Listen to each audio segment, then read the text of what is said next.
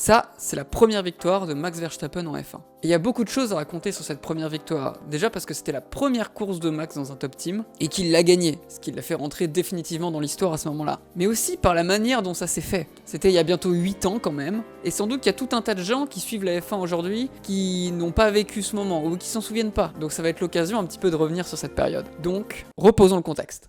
On est en 2016. À cette époque, on est encore en plein dans la domination Mercedes. 2016, ce sera d'ailleurs la saison la plus dominée par Mercedes. Les voitures, elles ont un rythme stratosphérique et ils ne laissent échapper sur toute la saison que 2 victoires. Et même pas à la régulière en plus, parce que l'une d'elles, ce sera en Malaisie quand Hamilton va voir son moteur partir en fumée alors qu'il est en tête de la course, ce qui lui coûtera le titre au passage. Et l'autre défaite, c'est quand, cette victoire de Max dont on va parler.